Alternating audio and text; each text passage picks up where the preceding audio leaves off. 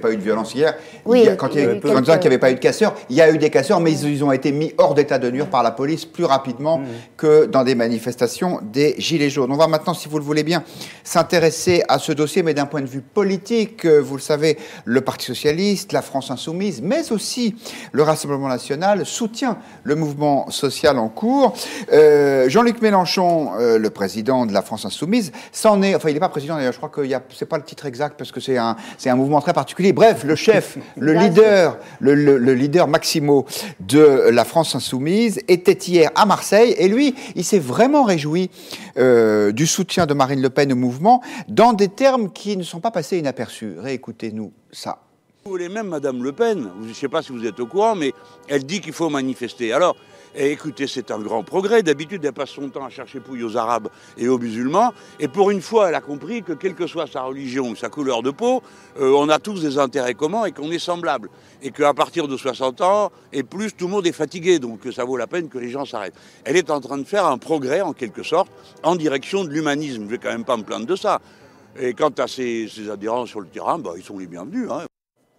Maxime Degaillet, dans cette émission, on n'a pas forcément le goût immodéré des petites phrases politiques, mais là, on s'est dit, peut-être que c'est important ce qu'a dit Jean-Luc Mélenchon, quand il dit Marine Le Pen est en train de faire un progrès en direction de l'humanisme. Est-ce que vous croyez qu'on surinterprète le propos ? J'espère qu'on le surinterprète. Parce que effectivement, on n'est pas là pour donner des bons ou des mauvais points, et des bons points en l'occurrence à Marine Le Pen. Le Front National, enfin le Front National, ça reste le parti antisocial. Et donc, je regrette sa prise de position. J'ai compris qu'elle était contestée d'ailleurs dans ses propres rangs. Est-ce qu'il l'a dit de manière ironique ou pas ? À la limite, c'est de toute façon déjà un sujet. C'est-à-dire qu'on voit bien qu'il donne de l'eau au moulin à ceux qui laissent entendre aujourd'hui qu'il y aurait des connivences qui en réalité ne sont pas des connivences, puisque...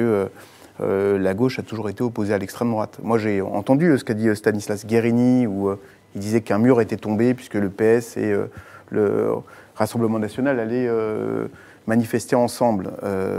Ça n'a aucun sens. C'est un moyen pour lui d'essayer de stigmatiser le Parti socialiste et d'ailleurs les gens qui ont manifesté hier. C'est dangereux à mon sens, et puis je ne peux que rappeler qu'une chose, c'est que les connivences ou les rapprochements, je parle des faits, je ne parle pas de ceux qui enverraient le même texto à la même personne en disant « Joyeux Noël ». Plein de gens peuvent le faire, des militants frontistes comme moi également, ça ne fait pas de moi quelqu'un d'extrême droite. Par contre, moi je note que toute une série de réformes et d'amendements ces derniers mois ont été votés quelquefois avec l'appui du Front National et ont été portés par ce gouvernement. Je pense notamment à la loi Asile-Immigration, où dans son article 5, les députés LREM sont allés chercher les voix du Front National pour faire passer cet amendement. Ça me semble bien plus grave. Voilà. Mais tout ça, moi, m'embête parce que, en vous entendant tout à l'heure parler des corps intermédiaires, j'avais envie de dire que l'ancien monde avait du bon. Quand j'entends ces petites phrases, quand j'entends la tactique, puisque c'est même pas de la stratégie, la tactique gouvernementale qui vise à essayer de décrédibiliser la gauche, en la mêlant au Front National, tout ça, moi, m'inquiète énormément.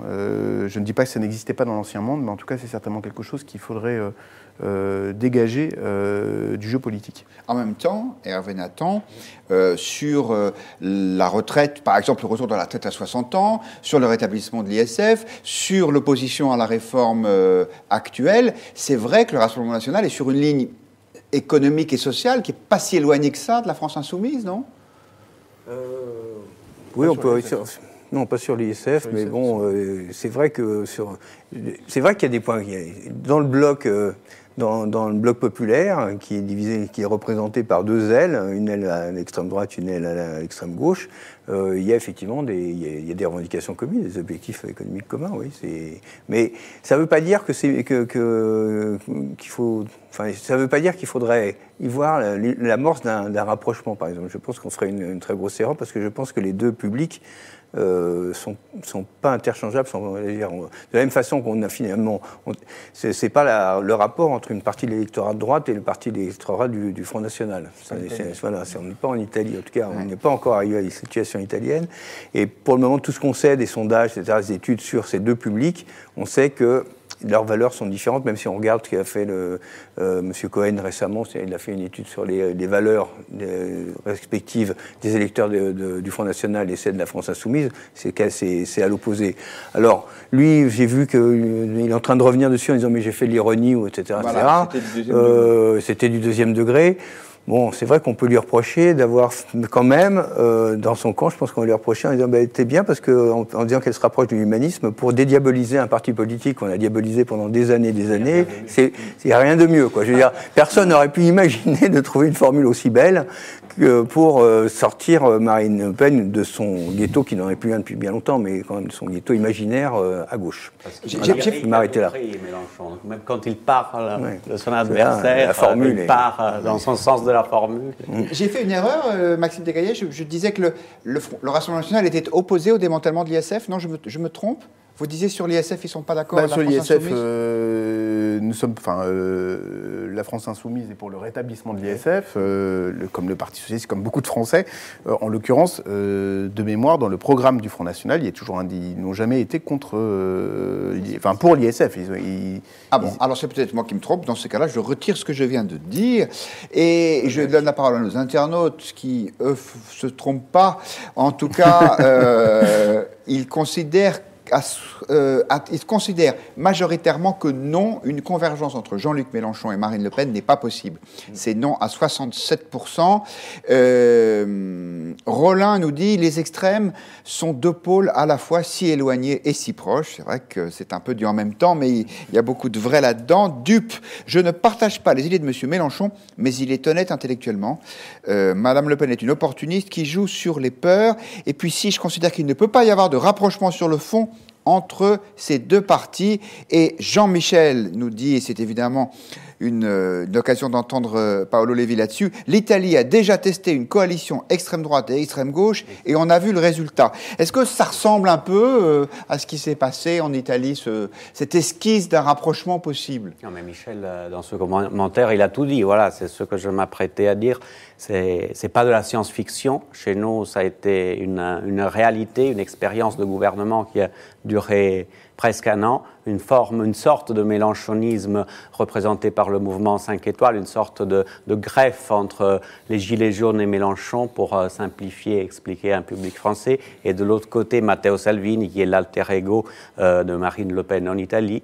Ils ont tenté cette expérience complètement improbable qui a duré ce qu'elle a duré, un an, et avec des résultats assez catastrophiques pour le pays. Donc c'est possible, hélas, c'est pas de la science-fiction, mais il y a un autre système aussi en Italie, un autre système électoral. Je pense qu'en France, c'est très très difficile que ça puisse se produire. Et sur le fond, Gilles Weintraub, est-ce que vous pensez que les deux électorats sont trop différents pour qu'il y ait une convergence possible au-delà de ces petits clins d'œil conjoncturels? Alors, on voit quand même une augmentation du nombre d'électeurs de la France Insoumise, par exemple aux européennes, qui seraient prêts à voter pour Marine Le Pen. On l'a vu dans les tout derniers sondages. On n'est pas encore sur du massif, mais ça commence à être sensible. Le problème pour Jean-Luc Mélenchon, c'est que ça se fait dans ce sens-là et pas dans l'autre sens, et que lui, en termes de connivence, ou en tout cas en termes de doute qu'il instille chez ses partisans sur la sincérité de son combat contre le Rassemblement national, il a déjà une casserole, une grosse. C'est la présidentielle de 2017, où beaucoup lui ont reproché de ne pas appeler, de refuser même d'appeler à voter pour Emmanuel Macron, pour faire barrage à Marine Le Pen. Donc en fait, cette déclaration-là, elle vient sur elle rajoute une couche dans un registre où déjà Mélenchon avait perdu des voix et perdu des soutiens par son ambiguïté. Donc pour lui, c'est vraiment un coup très maladroit, et je comprends qu'il cherche à faire machine arrière lui aussi, même si sur le fond, on n'a pas attendu sa déclaration pour remarquer effectivement les similitudes entre les programmes économiques et même sociaux de Marine Le Pen et de Jean-Luc Mélenchon. Rappelez-vous Nicolas Bay lieutenant de Marine Le Pen, qui disait au temps de la gloire de Florian Philippot, moi j'ai pas envie que le programme du Front National à l'époque, je crois encore, ressemble à un tract du Parti communiste français.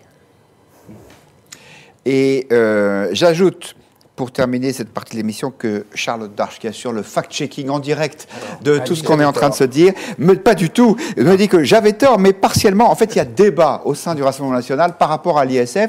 Il y en a qui sont franchement contre l'ISF, comme Thierry Mariani, qui vient des Républicains. En revanche, Marine Le Pen, elle a critiqué les modalités du démantèlement de l'ISF par Emmanuel Macron. On va changer de parti, si vous le voulez bien, pour nous intéresser au MoDem. Un certain nombre de responsables de ce mouvement politique ont été mis en examen dans une